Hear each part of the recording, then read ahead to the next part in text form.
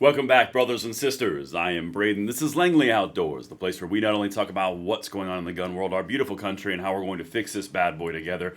And guys, we are now charting a course for the ultimate destruction across the board at Antigun headquarters. The ATF, the FBI, the Gun Control Act of 1968 of 86, the Hughes Amendment, the NFA. Guys, we are entering a realm right now of peak freedom, and we're just getting started because Kash Patel is going to be that ATF director. And guys, I'm back in studio and I can do this properly. Now, if you're enjoying this content and you want to see this message of freedom spread, make sure you hit that like button, subscribe to the channel, and turn the notification bell on because this right here is how we freedom. All right, people, everything's linked in the description box. I always bring receipts. Let's dive in.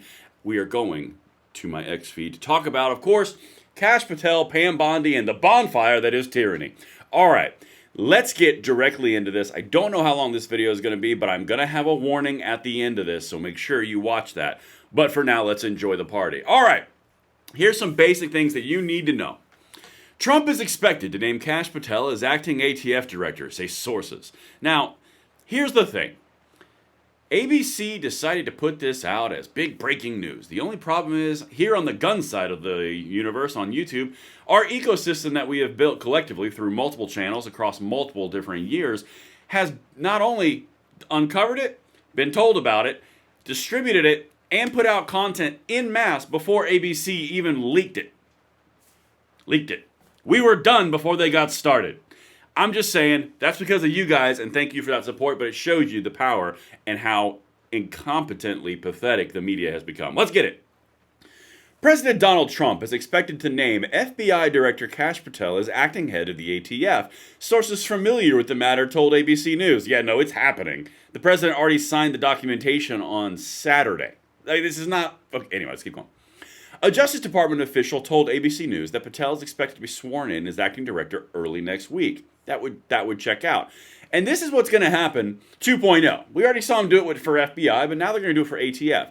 But I want to show you a few very important things. I'm going to show you what the pro here is. I'm going to show you what could actually happen. And then I'm going to tell you a little warning at the end because this is not going to be the last time we see this. All right, let's get it. All right. This is from Gun Owners of America. And you guys know we talked about this yesterday. But let me show you what they're saying because there's some really good stuff here. Anyone at ATF who abused their power to target gun owners should be held accountable for infringing on the right of the people to keep and bear arms. I would completely agree with that sentiment.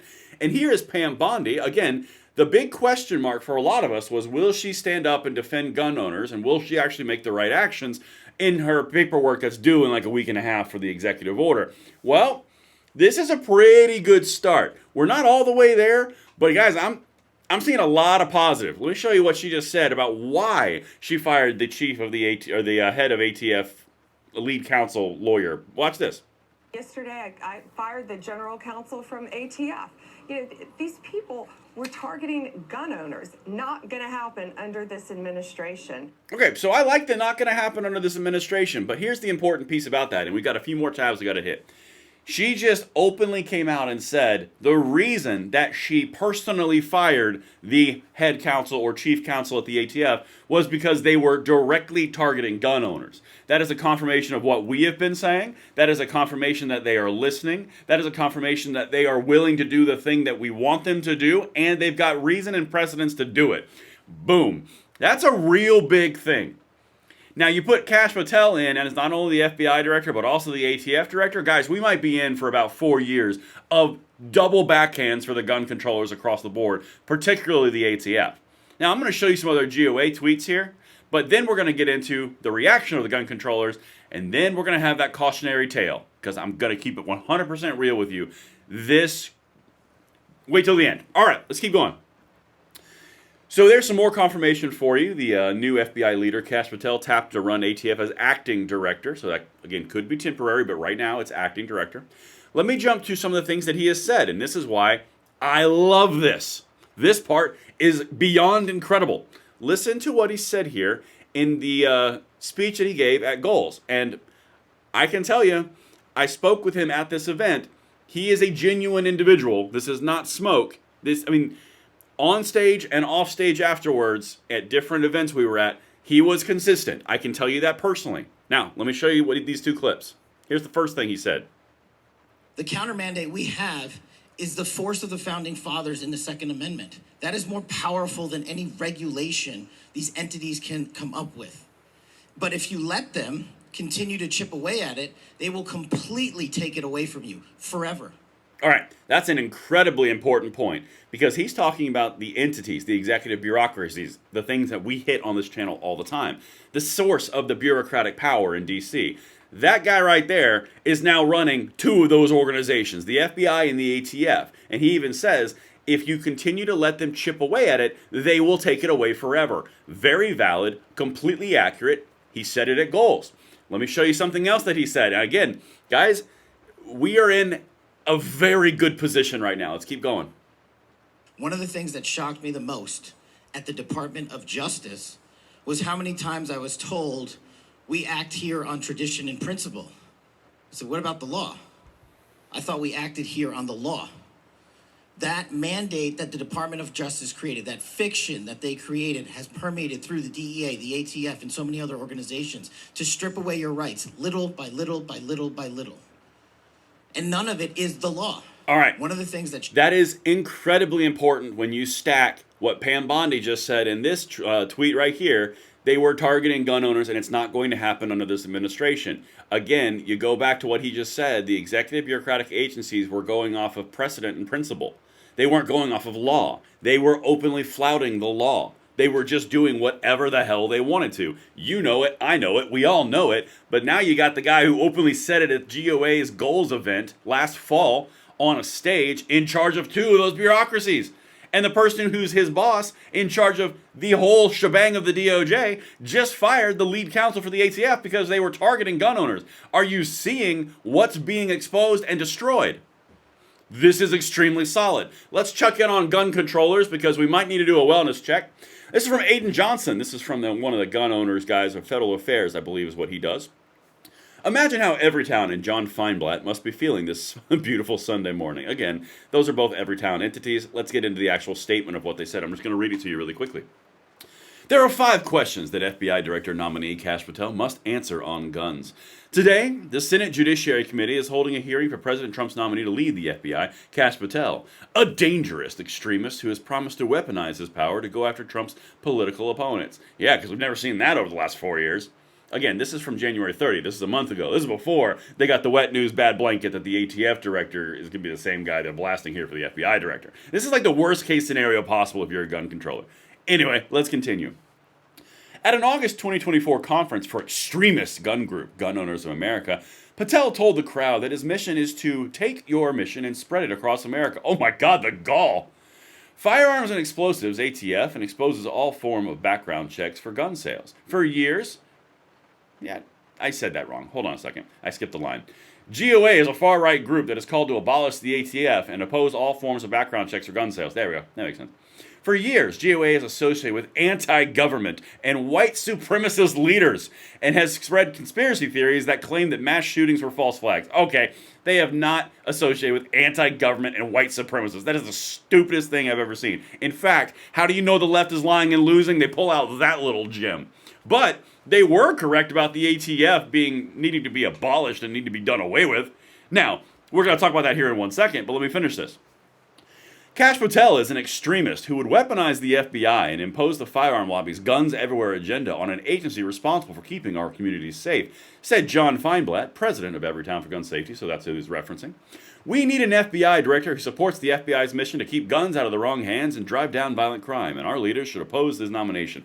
Well, your leaders are going to oppose them, and they suck, and they're going to lose because we voted them out.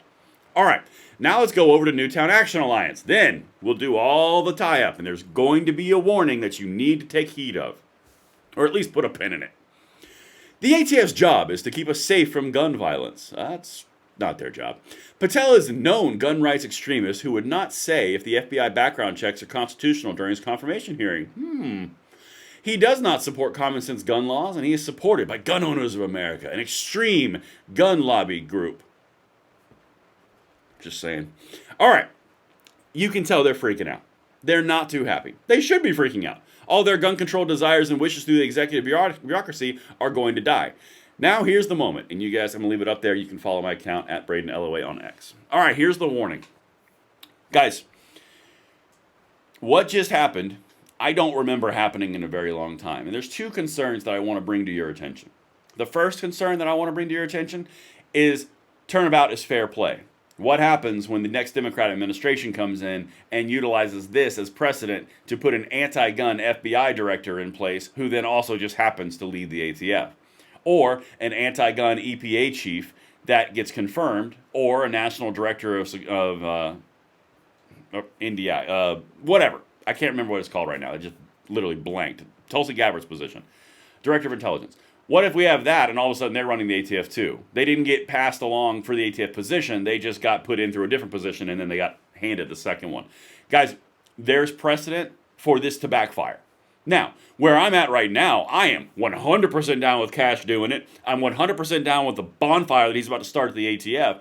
But I do want to put it on record that when this comes around and turns around on us, and there's maybe a Democrat administration, because it will happen at some point in the future, they will probably do the exact same thing. That might suck. A good example would be when they do the little shenanigans they always pull where they try to get rid of the Senate filibuster for judges on the Democrat side, and then they came out and then they couldn't filibuster the SCOTUS appointments. SCOTUS goes to the conservatives.